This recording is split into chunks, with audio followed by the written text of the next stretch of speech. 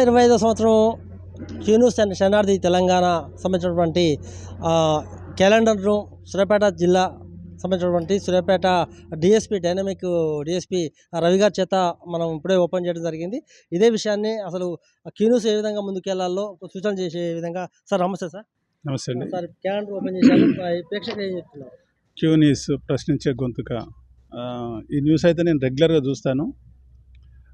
Q news ఇప్పటివరకు సమాజంలో ఉన్న రుగ్మతలను వెలికితీసి సమాజానికి ఉపయోగపడే వార్తల్ని అందిస్తుంది.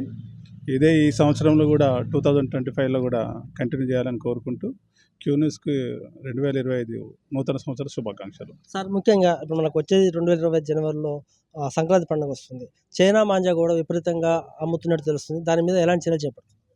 ఆల్రెడీ ఇది మన నోటీస్కి వచ్చింది. ఆల్ ఎస్ఐస్కు, సబ్ డివిజన్ ఉన్న ఎస్ఐస్కు చెప్పడం జరిగింది.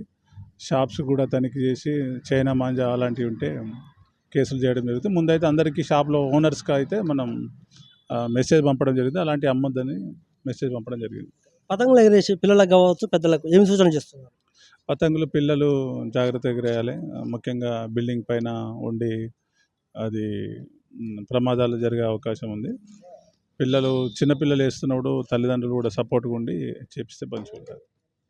డిఎస్పీ రవి గారు చెప్పేది ఒకటి, ఎందుకంటే ఇప్పటికే 2024 కావచ్చు, అంతకుముందు కావచ్చు క్యూన్యూస్ అంటే ప్రశ్నించే గొంతుక అని తెలుసు. 2025లో కూడా ఖచ్చితంగా ప్రశ్నించే గొంతుక లాగా ఉంటుందని మేము భావిస్తున్నాం. ఖచ్చితంగా నేను రోజు కూడా క్యూన్యూస్ను వాచ్ చేస్తున్నాను చెప్తున్నాను. అంతేకాకుండా 2025 జనవరిలో మాత్రం పతంగుల పండుగ ఉంటుంది. ఖచ్చితంగా చిన్నలు పెద్దలు మాత్రం ఖచ్చితంగా ఆ ప్రికాషన్ పనికి అనుభవించుకుంటూ ఏదైతే సూచనలు ఉన్నాయో ఖచ్చితంగా వాటి పాటించుకుంటూ పతంగులు ఎగిరేయాలని కూడా డిఎస్పీ గారు చెప్తున్నారు.